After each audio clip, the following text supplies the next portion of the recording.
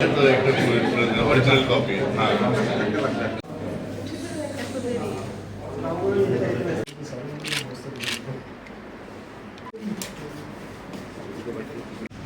আমাদের planning and coordination ডিপার্টমেন্টের উদ্যোগে নতুন রাজ্য সরকারের বিভিন্ন ডিপার্টমেন্টের যে সমস্ত ডেভেলপমেন্ট ওয়ার্ক আছে এগুলোকে আরো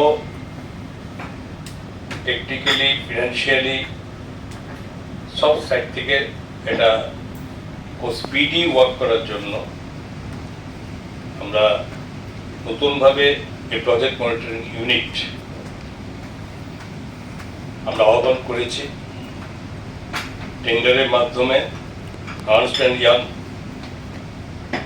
এই কোম্পানি এই দায়িত্বভার পেয়েছে গত মে মাসে 1 তারিখ থেকে।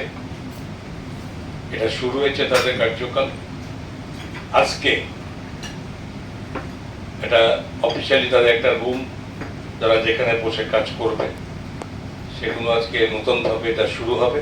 তো একে কেন্দ্র করে এবং টোটাল কি ব্যবস্থাপনা এবং এই পিএমওর কি রেসপন্সিবিলিটি কি ডিউটিস সেগুলো একটা ডিটেলস ডিসকাশন করার জন্য আমাদের এখানে আমাদের প্ল্যানিং অ্যান্ড কোঅর্ডিনেশন ডিপার্টমেন্টে মাননীয় সেক্রেটারি সাহেব ডালমজি এবং আদার্স সব অফিসার্স আমাদের ডিপার্টমেন্টের সবই অফিসার্স এবং সঙ্গে আর্নস্ট অ্যান্ড ইয়ং কোম্পানির যারা এখানকার যারা কাজ করবেন তাদেরকে নিয়ে একটা আলোচনা সভার এখানে আয়োজন করা হয়েছে। তো কিভাবে কাজ হবে, ওনারা কিভাবে কাজ করবেন সেটা ওনাদের ব্যাখ্যা ওনারা রেখেছেন।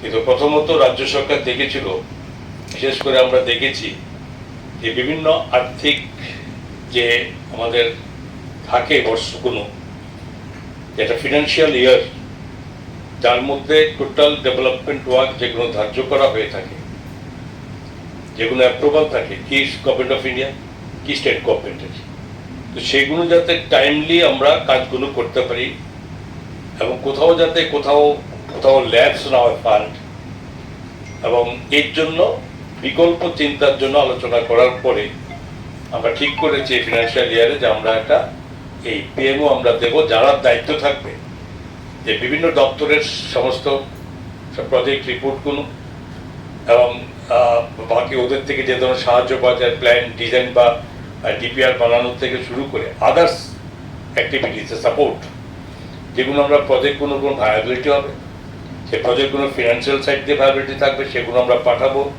কি দিল্লিতে যাবে কি থাকে সেগুলো যাতে অ্যাপ্রুভ হয়। টেকনিক্যালি এখান থেকে পুরো তৈরি করে দেওয়া যাতে এটা ব্যাক না করে আসে সেই কাজগুলো এই পিএমওর মাধ্যমে করার জন্য পরিকল্পনা নিয়ে আমরা তৈরি করি। 3 বছরের জন্য এই পিএমও আমাদেরকে দায়িত্ব আমরা দিয়েছি। তো এর মধ্যে সব কথা আমরা বলছি যেটা নাকি হয়েছে যেখানে করা দেখুন day by day total throughout world সেই সঙ্গে ইন্ডিয়াও কোথাও পিছিয়ে নেই। সমস্ত নিউ টেকনোলজি নিউ নতুন কনসেপ্ট এবং অবশ্যই তার সঙ্গে লুক্রেটিভ অ্যাট্রাকটিভ ডিজাইন প্রোগ্রামগুলোর সঙ্গে যুক্ত হয়ে পড়েছে। সবসময় একই ছাদে চলবো না, কিছু পরিবর্তন দরকার। আমাদের স্টেটও আগের কোথাও পিছিয়ে নেই, ডে বাই ডে এটা আমাদের এগিয়ে চলেছে। তার সঙ্গে নতুনভাবে যেখানে বাকি সব জায়গাতে যেখানে হচ্ছে সেটাও যাতে আমাদের এখানে কনসেপ্টটা আমরা অ্যাডপ্ট করতে পারি তার ব্যবস্থা নিয়ে এভাবে টোটাল এই সংস্থাটিকে আমরা কাজ দেওয়ার উদ্দেশ্য ছিল। তো স্বাভাবিকভাবে এটাই আমরা শুরু করছি আমাদের কোথাও যাতে একটা ফিনান্সিয়াল ইয়ারে আমাদের ডিপার্টমেন্ট বিশেষ করে পিডব্লিউডির মধ্যে বেশি কাজ থাকে, কনস্ট্রাকশন ওয়ার্ক থাকে এবং তারা কিন্তু টাইমলি তাদের প্ল্যান ডিজাইন ডিপিআর সব বানিয়ে এবং সেগুলোকে আমাকে গভর্নমেন্ট প্রসিডিউর অনুযায়ী টেন্ডারের ব্যবস্থা কি চলছে না আমাদের বাকি সব ডিপার্টমেন্ট দিয়ে তাকে অফিসার দিয়ে চলছে, কিন্তু এটাকে ফার্স্ট করতে হবে আরো ডেভেলপ করতে হবে। নিউ টেকনোলজির এখন ছড়াছড়ি এখন আগের পুরনো সিস্টেমে নেই, তো সেগুলো যাতে অ্যাডপ্ট করতে পারে রাজ্যের মধ্যে সেটাই। আমি 100 টাকার কাজ করব পুরনো পদ্ধতিতে, আমি 100 টাকা নিউ পদ্ধতিতে কাজ করলে 100 টাকা কাজ আমি 80 টাকায় করতে পারি, তাহলে আমার 20 টাকা সারপ্লাস হলে আদার্স কোনো প্রজেক্ট নিতে পারি।